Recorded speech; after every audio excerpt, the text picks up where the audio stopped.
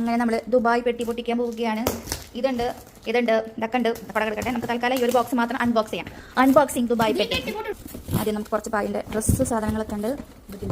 നമ്മുടെ ചില്ലി കുറുക്ക സാധനങ്ങൾ ഐറ്റംസ് ഉണ്ട്. നമ്മുടെ മിഠായി, ആകെ 1-2 മിഠായി വന്നിട്ടുള്ളൂ. പക്ഷേ മിഠായി ഒന്നും വന്നിട്ടില്ല.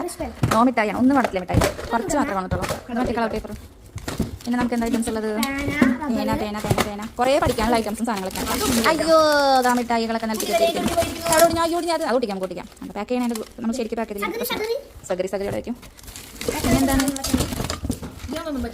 അത്രയ്ക്കുള്ള നമ്മുടെ ദുബായ് പെട്ടിയുള്ളത്. എന്നെ ഉണ്ടല്ലോ, ഞാൻ സാധനം കാണിച്ചാ. ഇതുണ്ടോ എൻ്റെ ഡീറ്റർ വേറെ സാധനം എന്താ ഇവിടെ? നമ്മൾ മറ്റേ നെക്സ്റ്റ് ഒന്ന് വാങ്ങിയിട്ടുണ്ടായിരുന്നു സാധനം ഇവിടെ.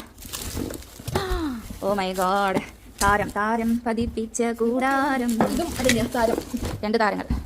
ദുബായ് പെട്ടിയിലെ 2 താരങ്ങളാണ് ഈ കാണുന്നത്. ആകെ 2 താരങ്ങളോടാ. അതൊക്കെ അവർ കണ്ടിട്ടുണ്ടോ? ഞാൻ വേറെ സാധനം കാണിച്ചു തരാം. എടി നമ്മൾ ഇതല്ല, നമ്മുടെ മറ്റേ സാധനം ഇവിടെ